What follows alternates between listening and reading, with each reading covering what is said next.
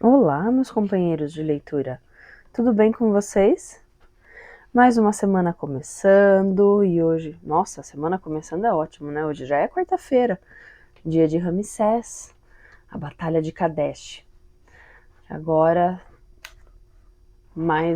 para o final do livro as coisas começam a esquentar na nossa história. Bom, vou começar a leitura rapidinho, mas antes eu vou agradecer a todos vocês que estão aqui. Muito obrigada por vocês estarem me acompanhando. Muito obrigada pelos comentários, pelos likes. Se vocês estão compartilhando também, eu agradeço imensamente. O canal está crescendo e é muito gostoso ver isso, ver o amor, né? Perceber o amor das pessoas pela leitura. Vamos começar? Capítulo 33. No fim do mês de novembro, iniciava-se a estação durante a qual os cereais começavam a brotar da terra. Os grãos semeados proclamavam a sua vitória sobre as trevas e ofereciam ao povo egípcio a vida que transportavam dentro de si.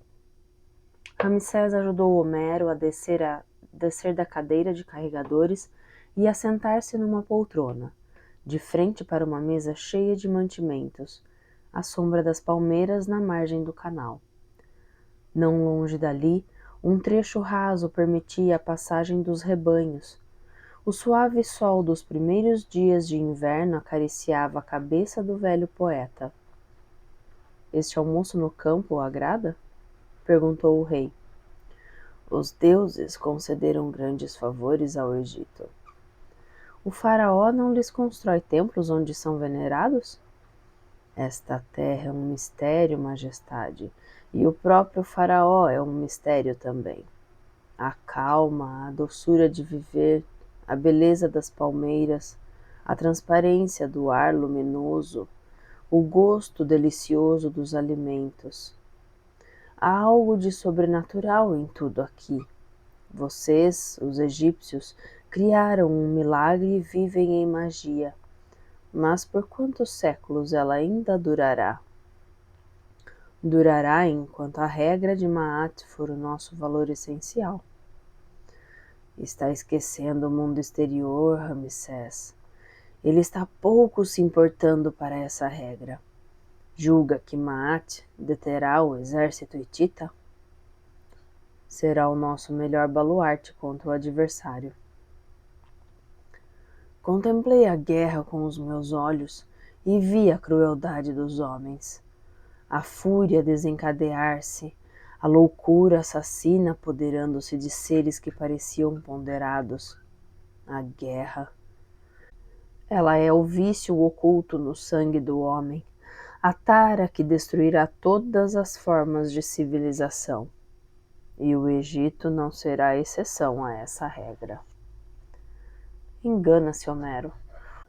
O nosso país é um milagre, você tem razão, mas um milagre que construímos todos os dias, e quebrarei a invasão, venha de onde vier. O poeta fechou os olhos. Já não estou no exílio, majestade. Nunca esquecerei a Grécia com sua rudeza e seu encanto. Mas é aqui, nesta terra negra e fértil, que o meu espírito se comunica com o céu. Um céu que a guerra vai rasgar.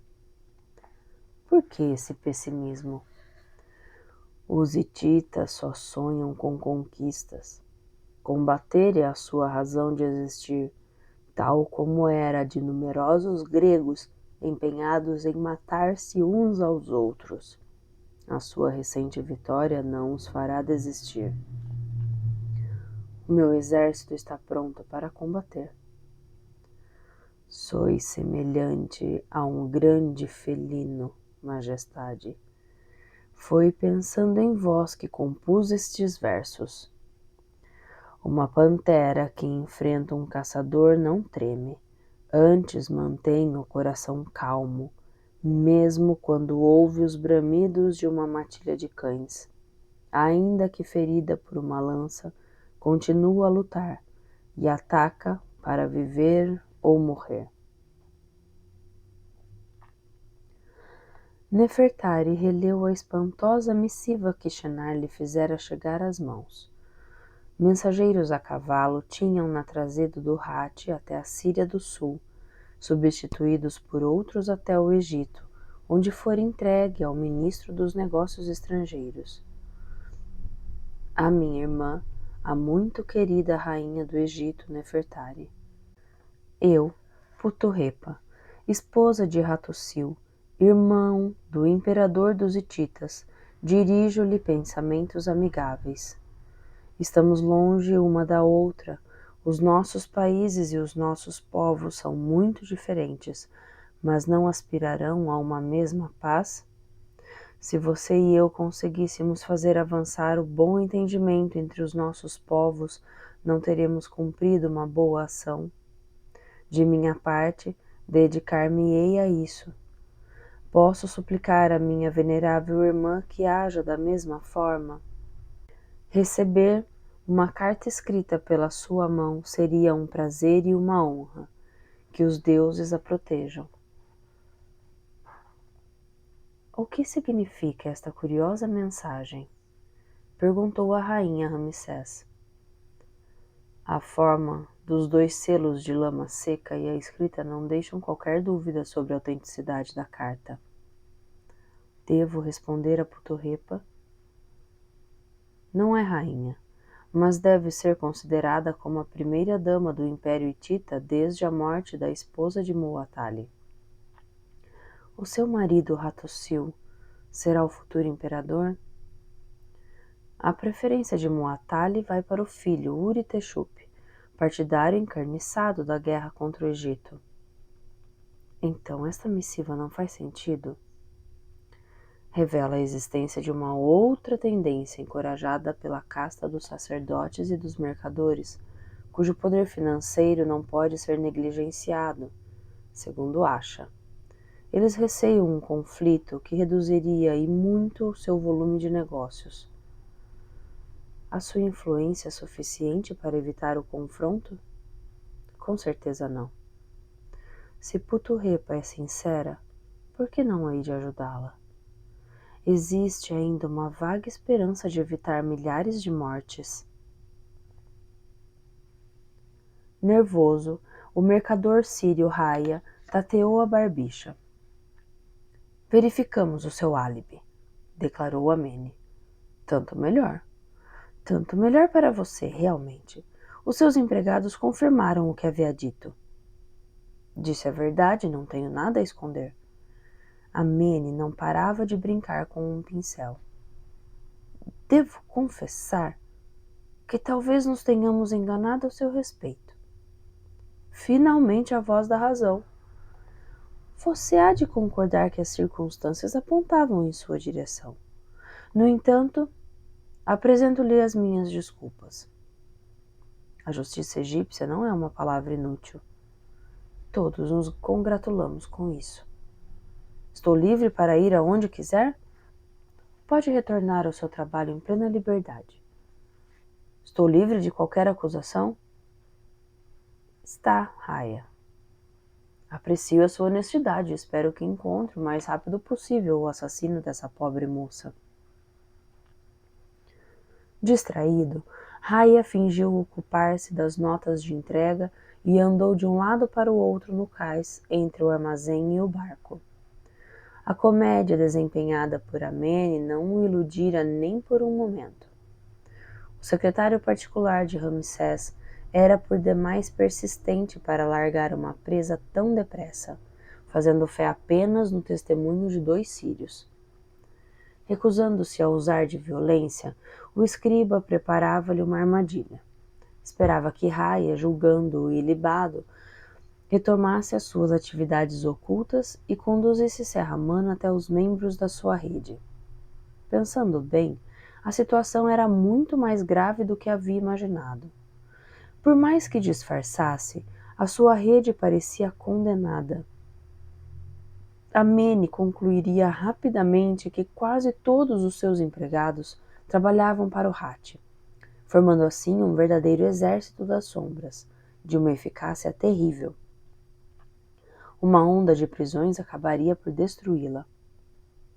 enganá-lo e continuar tratando dos seus negócios como era de hábito, esta solução provisória não o levaria longe.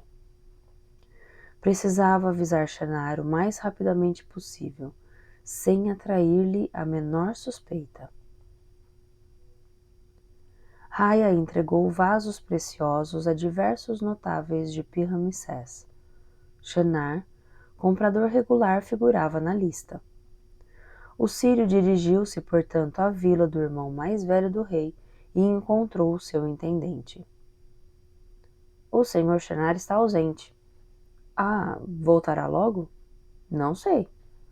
Infelizmente não estou com tempo para esperar por ele, porque tenho que partir para Mênfis. Alguns incidentes nos últimos dias atrasaram-me muito. Quer ter a bondade de entregar este objeto ao Sr. Shannar? Claro que sim. Cumprimente-o por mim, suplico-lhe. Ah, e quase me esqueci. O preço desta pequena obra-prima é bastante elevado, mas a qualidade o justifica. Resolveremos esse probleminha quando eu voltar. Raya foi visitar 3 outros clientes regulares antes de retornar ao seu barco e rumar para Mênfis. A decisão estava tomada. Considerando a urgência, precisava comunicar-se com seu chefe e pedir-lhe conselho, depois de ter despistado os homens de Serramana que o andavam vigiando. O escriba do Ministério dos Negócios Estrangeiros, encarregado da redação das comunicações, esquecendo a peruca e a dignidade do seu ofício, correu até o gabinete de Shannar sob o olhar de censura de seus colegas. Não era o autocontrole a principal qualidade de um letrado? Shannar estava ausente. Terrível dilema. Esperar o regresso do ministro ou saltar-lhe o degrau hierárquico e levar a missiva ao rei. Apesar de uma provável reprimenda, o alto funcionário optou pela segunda solução. Boquiabertos, os colegas viram-no deixar o ministério durante as horas de serviço, sempre sem peruca, e saltar para o seu carro oficial, que o faria chegar ao palácio em poucos minutos. Amene recebeu o funcionário e compreendeu a sua perturbação. A carta, transmitida pelos serviços diplomáticos da Síria do Sul, trazia os selos de Muatali, o imperador dos hititas. Como meu ministro estava ausente, julguei por bem. Fez bem. Não receie pela sua carreira. O rei apreciará o seu espírito de iniciativa. Amene sopesou a missiva. Uma tabuazinha de madeira envolvida num tecido marcado com vários selos de lama seca, cobertos de caracteres hititas. O escriba fechou os olhos, esperando tratar-se de um pesadelo. Quando os reabriu, a mensagem não havia desaparecido e continuava a queimar-lhe os dedos. Com a garganta seca, percorreu em passo muito lento a distância que o separava do gabinete de Ramsés. Depois de passar o dia na companhia de seu ministro da Agricultura e dos responsáveis pela irrigação, o rei estava só e preparava um decreto visando melhorar a manutenção dos diques.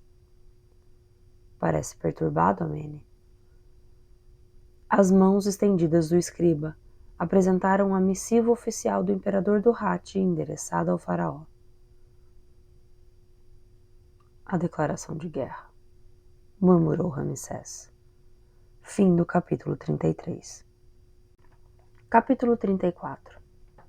Sem pressa, Ramsés quebrou os selos, rasgou o tecido protetor e percorreu a mensagem com os olhos.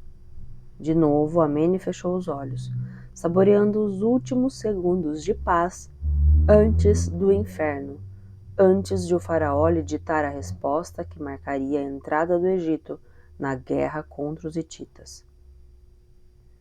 Continua sóbrio como sempre, Amene. A pergunta surpreendeu o escriba. Eu? Sóbrio? Sim, com certeza. É pena, pois teríamos bebido juntos um vinho excepcional. Leia. Amene decifrou a tabuazinha. Do imperador do Hatti, Muatali, ao seu irmão Ramsés, o filho da luz, o faraó do Egito. Como tem passado?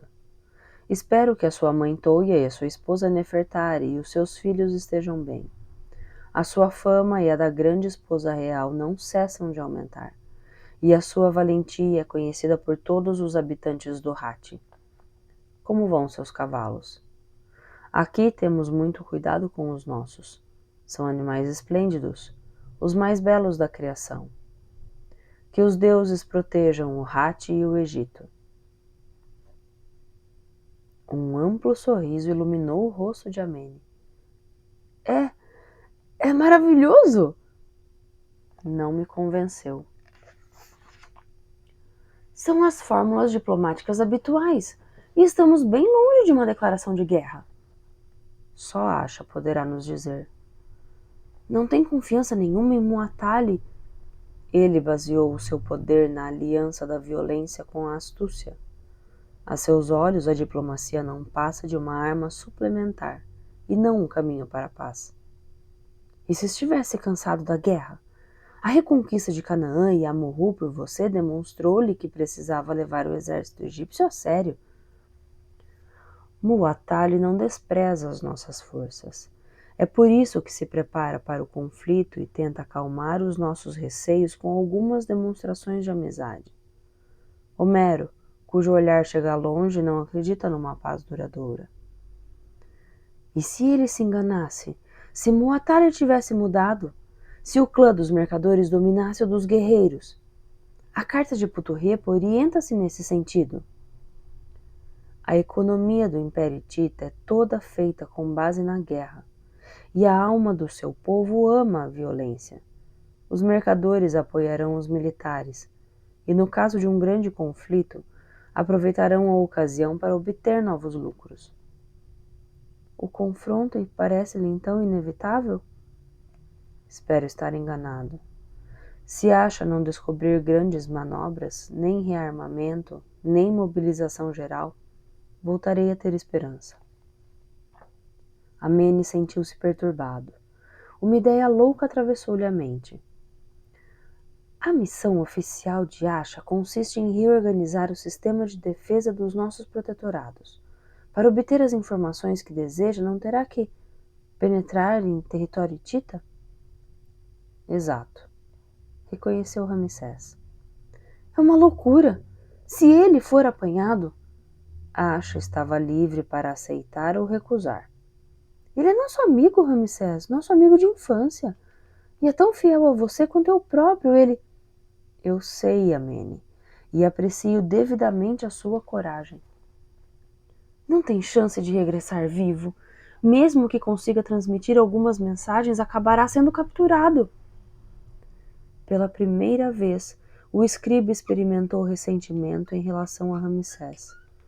Privilegiando o superior interesse do Egito, o faraó não cometia qualquer falta, mas sacrificava um amigo, uma pessoa de elite, um homem que merecia viver 110 anos como os sábios. Tenho que ditar uma resposta, Amene. Sosseguemos o nosso irmão, o imperador do Hati, sobre o estado de saúde dos meus familiares e dos meus cavalos. Saboreando uma maçã, Shenar olhava o vaso que o intendente colocara à sua frente. Foi mesmo o próprio mercador Raya quem lhe entregou? Sim, senhor. Repita-me o que ele disse. Fez referência ao preço elevado desta obra-prima, mas afirmou que resolverá esse probleminha quando voltar à capital. Dê-me outra maçã, e que ninguém me incomode. O senhor marcou para receber uma jovem. Mande-a embora. Shenar continuava com os olhos fixos no vaso. Uma cópia. Uma cópia mal feita e feia que não valia sequer um par de medíocres sandálias. Até uma simples burguesa de província teria hesitado em expô-la na sua sala de recepções. A mensagem de Raya era clara. O espião fora desmascarado e não voltaria a entrar em contato com Shenar. Caía por terra uma boa parte da estratégia do irmão mais velho de Ramsés. Como continuaria suas manobras, privado de contato com os hititas. 2 elementos, porém, lhe deram confiança.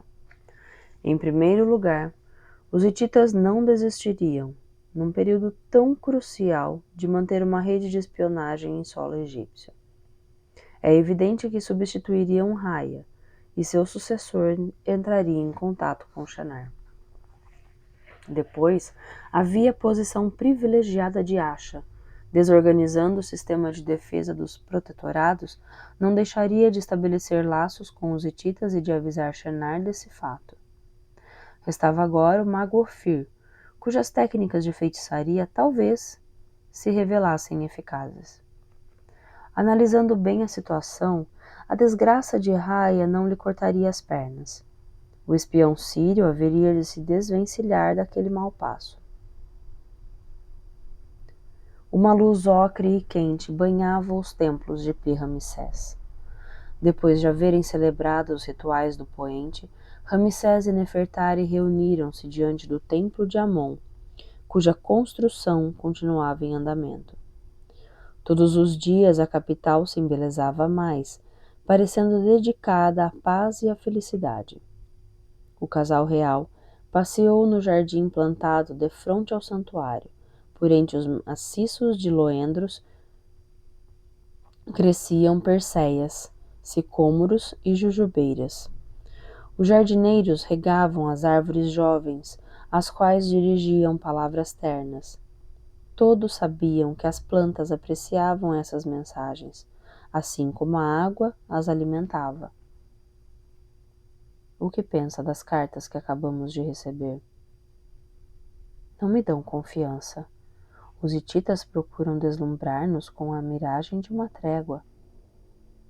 Esperava uma opinião mais reconfortante. Enganá-lo seria trair o nosso amor. Devo oferecer-lhe a minha visão, mesmo que tenha as cores inquietantes de um céu tempestuoso.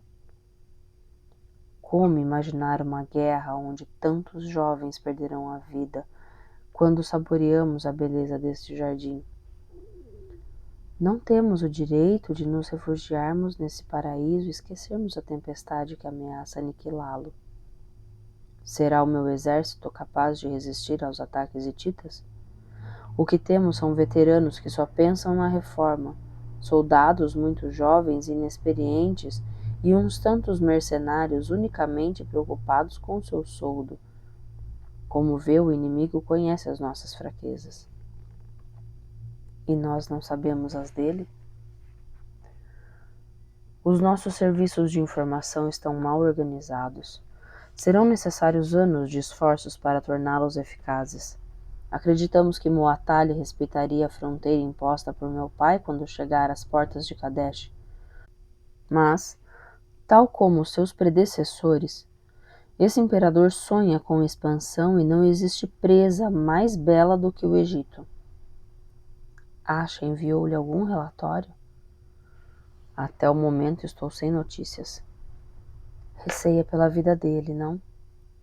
Confiei-lhe uma missão perigosa que o obrigará a penetrar no território inimigo para recolher o máximo de informações. Amene não me perdoa. Quem teve essa ideia? Nunca lhe mentiria, Nefertari. Fui eu, e não Asha. Ele poderia ter recusado. Recusa-se uma proposta do faraó? Asha tem personalidade forte, capaz de escolher o seu destino. Se falhar, serei responsável pela sua captura e sua morte. Asha vive para o Egito tal qual você. Ao partir para o Hat, levou a esperança de salvar o nosso país da catástrofe. Falamos desse ideal uma noite inteira. Se ele me enviar informações importantes sobre as forças hititas e sua estratégia, talvez consigamos repelir os invasores. E se você atacasse primeiro? Tenho pensado nisso, mas primeiro devo deixar Asha fazer o seu trabalho. As cartas que recebemos provam que os hititas procuram ganhar tempo, sem dúvida por causa de divergências internas. Não devemos deixar passar o momento certo. Com a sua voz musical e doce, Nefertari exprimia o rigor e a vontade inflexível de uma rainha do Egito. Tal como Toia fizera ao lado de Sete, ela moldava a alma real e alimentava-lhe a força. Tenho pensado muito em Moisés. Como reagiria ele hoje, quando a própria existência das duas terras está ameaçada? Apesar das estranhas ideias que o dominavam, estou convencido de que lutaria ao nosso lado para salvar o país dos faraós. O sol pusera-se. Nefertari teve um arrepio. Sinto falta do meu velho xale que me aquecia tão bem. Fim do capítulo 34. Capítulo 35. A terra de Madian, situada ao leste do Golfo de Acaba e ao sul do de Edom, contentava-se com uma existência serena e recatada, acolhendo por vezes nômades que percorriam a península do Sinai. O povo de Madian, confinado à sua condição de pastor, mantinha-se à parte dos combates que opunham a ele as tribos árabes da terra de Moabe. Um velho sacerdote, pai de 7 filhas, reinava sobre a pequena comunidade dos Madianitas, que nunca se queixavam de sua pobreza nem dos rigores do clima. O velho tratava da pata de uma ovelha quando um ruído insólito lhe aguçou os ouvidos. Cavalos. Cavalos e carros em grande velocidade. Uma patrulha do exército egípcio. Entretanto, nunca viam a Madian, cujos habitantes não possuíam qualquer arma nem sabiam combater. Devido à sua pobreza, não pagavam impostos e a guarda do deserto sabia que não poderiam arriscar a pele abrigando ladrões beduínos, sob a pena de verem o seu oásis destruídos e de serem condenados à deportação. Quando os carros egípcios entraram no acampamento, homens, mulheres e crianças refugiaram-se nas suas tendas de tecido grosseiro. O velho sacerdote ergueu-se e enfrentou os que chegavam. O chefe da patrulha era um oficial jovem e arrogante. Quem é você? O sacerdote de Madian. É o chefe deste montão de piolentos? Com muita honra.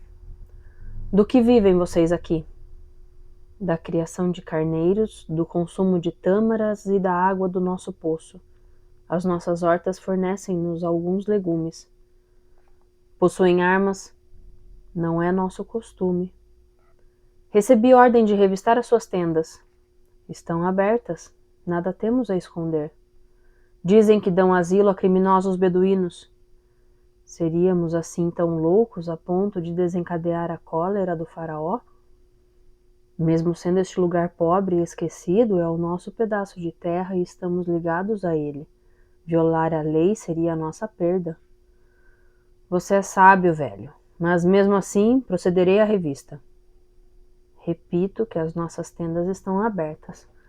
Antes, aceita compartilhar de uma modesta festa? Uma das minhas filhas acaba de dar à luz um menino. Comeremos o cordeiro e beberemos vinho de palma. O oficial egípcio ficou pouco à vontade. Não é muito regulamentar. Enquanto os soldados cumprem o seu dever, venha sentar-se perto do fogo. Assustados, os madianitas reuniram-se em redor do velho sacerdote, que os acalmou e lhes pediu para facilitarem a tarefa dos soldados. O chefe da patrulha aceitou sentar-se e partilhar da refeição festiva. A mãe ainda estava de cama, mas o pai, um barbudo com o rosto queimado de sol, dobrado sobre si mesmo, segurava a criança nos braços e a embalava. Um pastor não receava não poder ser pai, explicou o velho sacerdote. Esta criança será a luz da sua velhice.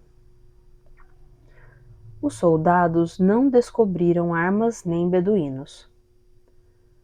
Continue fazendo respeitar a lei, e o seu povo não terá aborrecimentos, recomendou o oficial ao sacerdote de Madian. Carros e cavalos foram distanciando-se no deserto. Quando a nuvem de posse dissipou, o pai do recém-nascido ergueu-se. O oficial teria se surpreendido ao ver um pastor tranquilo transformar-se num colosso de ombros largos. Estamos salvos, Moisés, disse o velho sacerdote ao genro. Não voltarão. Na margem ocidental de Tebas, arquitetos, talhadores de pedra e escultores não poupavam esforços para construir o Ramessão, o templo de milhões de anos do Filho da Luz. Em aplicação da regra, a construção começara pelo Naus, onde residia o Deus oculto cuja forma os humanos jamais conheceriam. Enorme quantidade de grandes blocos de argila, granito cinzento e basalto estava armazenada no canteiro de obras, gerido por uma organização rigorosa. Já se elevavam as paredes das salas de colunas, onde já estava sendo erigido o futuro palácio real. Tal como Ramsés exigira, o seu templo seria um fabuloso monumento que atravessaria os séculos. Ali seria honrada a memória do seu pai, seriam celebradas sua mãe e sua esposa, e por fim seria transmitida a energia invisível sem a qual era impossível o exercício de um poder justo. Nebo, o grande sacerdote de Karnak, era todo sorrisos.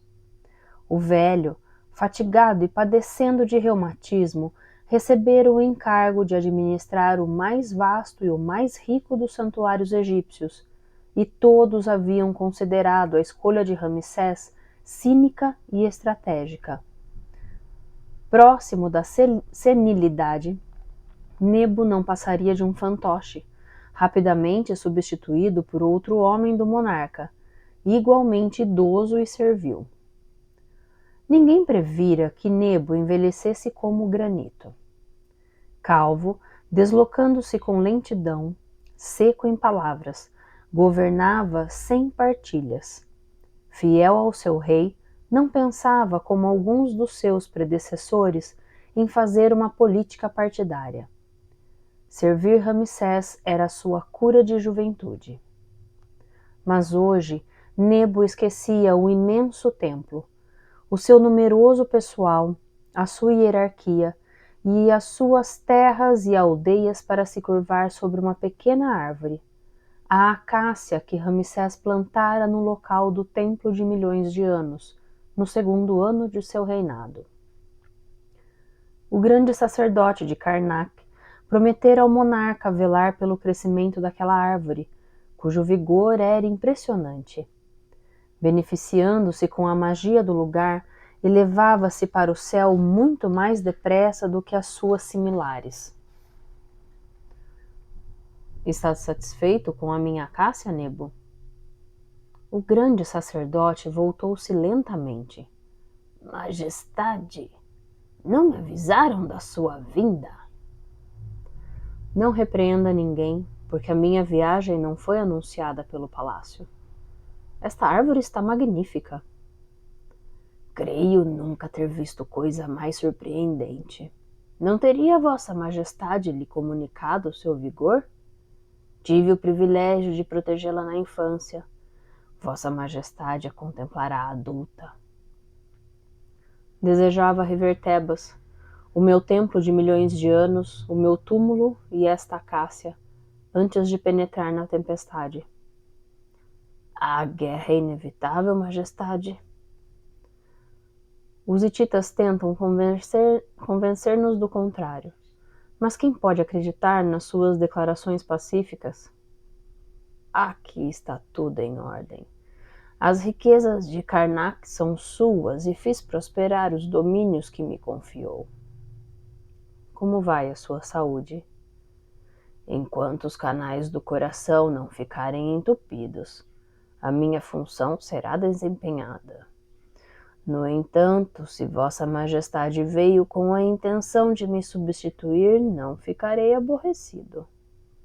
Habitar perto do lago sagrado e meditar sobre o voo das andorinhas são a minha maior ambição. Arriscando-me a entristecê-lo, não vejo por que modificar a atual hierarquia. As minhas pernas recusam-se, as orelhas tapam-se, os ossos doem-me, mas o seu pensamento continua vivo como o voo do falcão e preciso como o do íbis. Continue a trabalhar assim, Nebo, e a velar por esta acácia. Se eu não voltar, será você o seu tutor. Voltará, Vossa Majestade, haverá de voltar. Ramsés visitou o canteiro de obras, recordando-se da sua estada entre os talhadores de pedra e os carreiros. O faraó construía o Egito dia após dia. Eles construíam os templos e as moradas da eternidade sem as quais as duas terras teriam mergulhado na anarquia e na baixeza inerentes à espécie humana. Venerar o poder da luz e respeitar a regra de Maat era ensinar ao homem a retidão, tentar desviá-lo do seu egoísmo e da sua vaidade. O sonho do monarca tornava-se realidade. O templo de milhões de anos ganhava corpo. Aquele formidável produtor de energia mágica começava a funcionar por si próprio, pela simples presença dos hieróglifos e das cenas gravadas nas paredes do santuário. Percorrendo as salas cujo traçado estava delimitado, recolhendo-se nas futuras capelas, Ramsés bebeu a força do Ka, nascida do casamento entre o céu e a terra. Assimilou-a não para ele próprio, mas para ser capaz de enfrentar as trevas das quais os hititas queriam recobrir o solo amado dos deuses. Ramsés sentiu-se portador de todas as dinastias, de toda a linhagem de faraós que modelaram o Egito à imagem do cosmos. Por um instante, o jovem soberano de 27 anos vacilou. O passado, contudo, tornou-se uma força, não um fardo. No seu templo de milhões de anos, seus predecessores traçaram-lhe o caminho. Raia entregou vasos aos notáveis de Mênfis. Se os seus perseguidores interrogassem seus empregados, estes ficariam sabendo que o mercador sírio tinha a intenção de continuar satisfazendo a sua clientela e permanecendo fornecedor exclusivo das famílias nobres. Continuou, portanto, com o seu processo habitual de vendas, feito de contatos diretos, de regateios e de lisonjas. Depois, partiu para o grande harém de Mer-Ur, onde não ia há mais de 2 anos. Certo de que essa visita deixaria perplexos os guardas de Amene e de Serramana. Julgariam que o espião tinha cúmplices nessa nobre e antiga instituição, e perderiam tempo e energia explorando essa falsa pista. Raia ofereceu-lhes ainda outra, dormindo numa pequena aldeia próxima do harém, onde conversou com camponeses que não conhecia. Outros cúmplices, com toda certeza, do ponto de vista dos investigadores egípcios. Abandonando seus perseguidores à sua perplexidade, o mercador regressou a Mênfis para vigiar as condições de transporte de vários carregamentos de conservas de luxo, alguns destinados a Pi-Ramsés, outros a Tebas. Serramanes bravejava. Esse espião está caçoando de nós. Sabe que o estamos seguindo e diverte-se conosco. Acalme-se, recomendou Amene. Ele há de cometer um erro, não tenha dúvida. Que tipo de erro? As mensagens que recebe do Hati são disfarçadas nas conservas ou nos vasos preciosos. Aposto mais nesses últimos, visto que são provenientes em grande parte da Síria do Sul e da Ásia. Pois bem, vamos examiná-los? Seria uma perda de tempo. O importante é que sabemos como ele envia as mensagens e a rede que utiliza. Considerando a situação atual, será obrigado a avisar os hititas de que não pode continuar a sua atividade. Esperemos o momento em que fizer um envio de quaisquer objetos destinados à Síria. Tenho outra ideia, confessou Serramana. Legal, espero. Se não fizer espalhafato e lhe proporcionar a oportunidade de prender Raia com toda a legalidade, permite-me que haja? Amene triturou o seu pincel de escriba. De quanto tempo precisa? Amanhã já terei terminado. Fim do capítulo 35. Capítulo 36. Celebrava-se em Bubates a festa da embriaguez. Durante uma semana, moças e rapazes saboreariam as primeiras delícias do amor sob o olhar benevolente da deusa gata Bastet, encarnação da doçura de viver. Torneios de luta no campo permitiam aos rapazes mostrarem a sua força e seduzirem as belas espectadoras por meio do seu entusiasmo na luta. Os empregados de Raia tinham direito a 2 dias de folga. O chefe dos armazéns, um sírio magro e curvado, aferrolhara a porta do armazém que guardava cerca de 10 vasos de valor médio. Não lhe desagradava misturar-se com a multidão e tentar a sua sorte junto a alguma mulherzinha amável, mesmo que já estivesse com uma certa idade. Raia era um patrão severo e havia de aproveitar qualquer ocasião para se distrair. Com água na boca, imaginando o prazer que sentiria, o encarregado do armazém, cantarolando, meteu-se pela ruela que conduzia a uma pequena praça onde se reuniam os candidatos à diversão. De repente, um punho enorme agarrou-o pelos cabelos e puxou-o para trás. A mão que lhe caiu sobre os lábios abafou o seu grito de dor. Fique quieto, ou o estrangulo, ordenou Serramana. Aterrorizado, o sírio deixou-se conduzir para um alpendre onde estavam amontoados artigos de vimes. Há quanto tempo trabalha para a Raia? 4 anos. Paga-lhe um bom salário? É um tanto unha de fome. Tem medo dele? Mais ou menos. Raia vai ser preso, afirmou Serramana, e será condenado à morte por fazer espionagem para os hititas. Os seus cúmplices sofrerão o mesmo castigo. Sou apenas um empregado. Mentir é falta grave. Estou empregado como gerente de armazém, não como espião. Fez mal em mentir afirmando que ele estava aqui em Bubates, quando na verdade ele cometia um assassinato em Pi-Ramsés. Um assassinato? Não, não é possível. Eu não sabia. Pois agora já sabe. Mantém ainda a sua afirmação? Não. Sim, senão ele se vingará. Você não me deixa opção, amigo. Se continuar mentindo, esmago-lhe a cabeça de encontro à parede. Não se atreverá.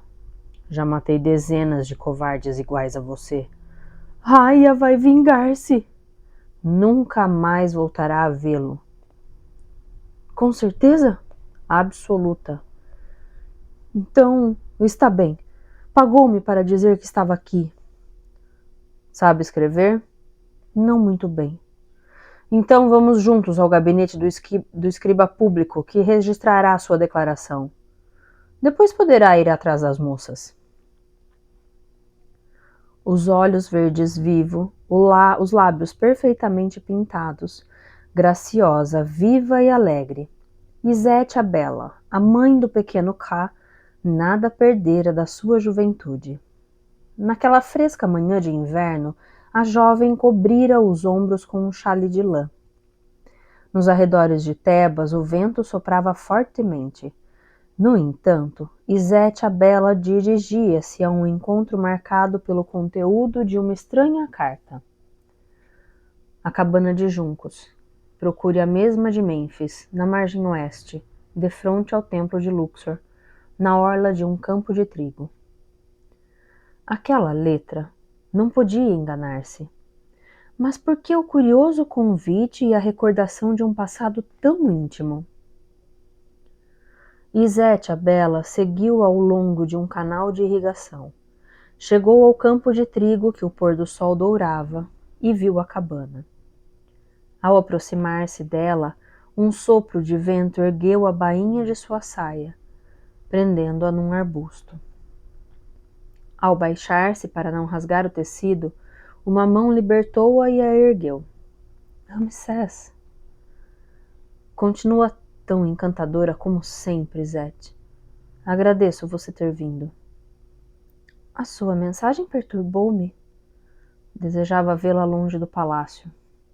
O rei fascinava-a. O seu corpo de atleta, a nobreza de suas atitudes, a força de seu olhar despertaram nela o mesmo desejo de outrora. Nunca deixara de amá-lo, embora se considerasse incapaz de rivalizar com Nefertari. A grande esposa real preenchera o coração de Ramsés, reinando sem partilha. Izete, a bela, não era ciumenta nem invejosa. Aceitava o destino e sentia-se orgulhosa por ter dado ao rei um filho cujas qualidades excepcionais há muito se evidenciavam. Sim, odiara Ramsés quando este casara com Nefertari. Mas esse sentimento violento não passava de uma forma dolorosa de amor. Izete rebelara-se contra a conspiração que havia ameaçado o rei e à qual pretenderam associá-la. Ela nunca trairia o homem que lhe dera tanta felicidade, que iluminara seu coração e o seu corpo. Por que essa descrição? Por que o recordar dos nossos primeiros encontros numa cabana como esta? É Nefertari que assim o deseja. Nefertari? Não compreendo. Ela exige que tenhamos um segundo filho para garantir a continuação do reino, caso alguma coisa aconteça cá. Izete, a bela, vencida, caiu nos braços de Ramsés. É um sonho maravilhoso. Você não é o rei, eu não sou Izete. Não estamos em Tebas e não vamos fazer amor para dar um irmão a cá. Tudo não passa de um sonho, mas quero vivê-lo no mais profundo do meu ser e preservá-lo para sempre. Ramsés tirou a túnica e depositou-a no chão. Febril, Izete deixou que ele a despisse. A felicidade louca de um instante onde o seu corpo geraria uma criança para Ramsés, a fulguração de uma alegria que já não esperava. No barco que o conduzia a Pi-Ramsés, o rei, enclausurado em sua solidão, contemplava o Nilo. O rosto de Nefertari não lhe saía do pensamento. Sim, o amor de Izete era sincero e o seu encanto permanecia intacto, mas não nutria por ela aquele sentimento imperioso como o sol e vasto como o deserto que invadira o seu ser desde o primeiro encontro com Nefertari. Aquele amor cuja intensidade continuava a crescer com o decorrer dos dias. Assim como Ramesseu e a capital cresciam graças à ação incessante dos construtores, também a paixão de Ramsés sentia pela esposa não parava de aumentar e reforçar-se. O rei esquecera-se de confiar a Izete as verdadeiras exigências de Nefertari. A rainha queria que Izete desempenhasse realmente as funções de segunda esposa e desse vários filhos ao monarca, cujo poder e esmagadora personalidade podiam ultrapassar diversos potenciais de sucessão. O Egito havia conhecido um grave precedente. Pepe, o segundo, que morrera com mais de 100 anos, sobrevivera aos filhos, e por ocasião da sua morte deixara o país mergulhado num vazio que se transformara em aguda crise. Se Ramsés chegasse à velhice, o que aconteceria ao reino se Cá ou Meritamon, por qualquer razão, fossem incapazes de lhe suceder? Era impossível a um faraó levar a vida de um homem comum. Até mesmo seus amores e família deviam servir para a perenidade da instituição que encarnava. Mas havia Nefertari, a maior entre as mulheres, e o amor sublime que a mesma lhe oferecia.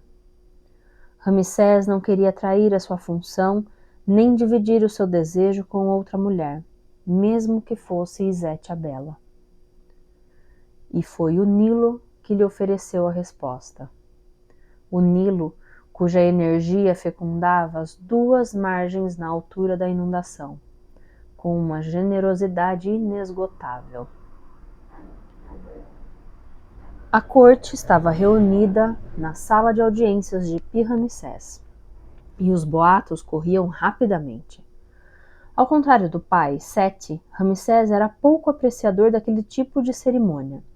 Preferia o trabalho frente a frente com os seus ministros a discussões estéreis com assembleias cujos membros limitavam-se apenas em enaltecer-se.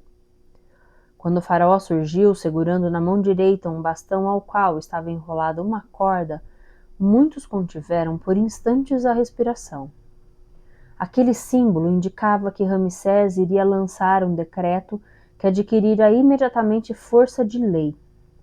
O bastão simbolizava o verbo e a corda, o laço, com a realidade que o rei faria nascer ao anunciar os termos de uma decisão maduramente refletida.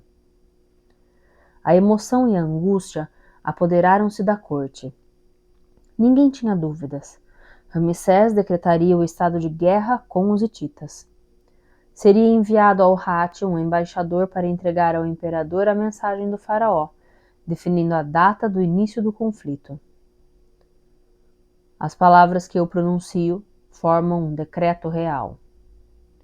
Será gravado nas estelas. Nos arautos anunciarão nas cidades e aldeias. Todos os habitantes das duas terras serão informados. A partir deste dia e até o meu último suspiro, elevarei a dignidade de filho real e filha real as crianças que forem educadas na escola do palácio, as quais receberão o mesmo ensino que o meu filho Ká e a minha filha Meritamon. O seu número é ilimitado, e entre eles escolherei o meu sucessor, sem que seja informado antes do momento oportuno. A corte ficou estupefata e encantada. Todos os pais e todas as mães sentiram a secreta esperança de que seu filho fosse criado com semelhante dignidade. Sonhavam já em elogiar as qualidades dos rebentos para influenciar a escolha de Ramsés e Nefertari. Ramsés envolveu num grande chale os ombros de Nefertari, que estava se recuperando de um resfriado. É proveniente do melhor ateliê de Saís. A superiora do templo teceu-o com suas próprias mãos. O sorriso da rainha iluminou o céu encoberto do delta. Gostaria muito de partir para o sul, mas sei que é impossível. Lamento, Nefertari, mas tenho que vigiar o treino das minhas tropas. Izete lhe dará mais um filho, não é verdade? Os deuses decidirão. Assim será. Quando tornará a vê-la? Não sei. Mas tinha-me prometido? Acabo de lançar um decreto. Que relação tem a ver com Izete? A sua vontade foi satisfeita. Teremos mais de 100 de filhos e filhas, e minha sucessão estará assegurada. Fim do capítulo 36. Ok, amigos. Guerra à vista, literalmente agora, hein? Ramsés não tá acreditando nessa paz com o Hati. Serra-Mana também foi bem ardiloso, hein? E o coitadinho do Raya pensando que estava enganando todo mundo. Pobrezinho. E essa? Como fechamos esse bloco de capítulos? Com Ramsés dando um jeito de garantir a suscetibilidade do trono. Ó, foi bem espertinho, hein? Mas, gente, pensa bem. Na época de guerra, o rei só tem 2 herdeiros legítimos. Porque aqui, nesse romance, né? Vamos lembrar que é um romance, que naquela época os homens tinham várias mulheres, várias esposas. o palácio tinha escravas que serviam aos reis, e isso era costume da época. E isso o Christian Jaque não está abordando, né, na nossa história. Afinal de contas é um romance, tem que estar bonitinho. Ramsés só amava Nefertari. Tinha um quê ali pela Izete, mas a Nefertari era a rainha, né?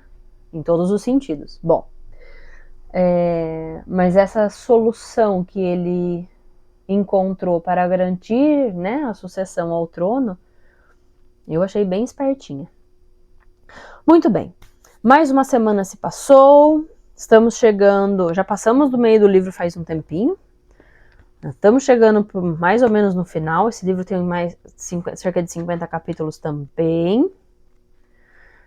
E eu tô louca pra hora que entre as batalhas. Vamos lá.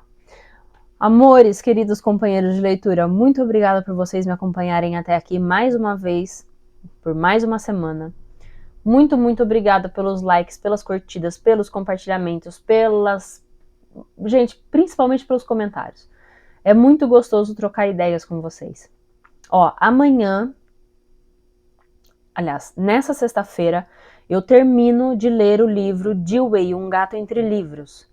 E vocês têm até hoje, quarta-feira, para colocar aí para mim, nos comentários, tanto desse livro, quanto das Brumas de Avalon, quanto no Dewey, qual é a próxima leitura que vocês querem. Eu gostei de sextas-feiras, das sextas-feiras serem biográficas. Estou dando 2 sugestões, 2 alternativas. Primeira, a biografia do nosso imperador, Dom Pedro I, do Paulo Resutti. Eu sou muito fã desse escritor brasileiro. Ou a história de Assis Chateaubriand, chama Chateau, o Rei do Brasil. Ele é o grande precursor da televisão brasileira. Parte de como a gente conhece a televisão brasileira hoje é por responsabilidade dele. Bom, é isso. Qual desses grandes homens brasileiros brasileiros não, né? Que Dom Pedro I não era brasileiro, mas brasileiro de coração. Qual desses grandes ícones da história brasileira a gente vai conhecer a história? Dom Pedro I ou Chateau? Escrevam aí para mim. Um grande beijo para vocês, uma ótima semana. Sexta-feira eu divulgo quem foi que ganhou. Beijo, tchau!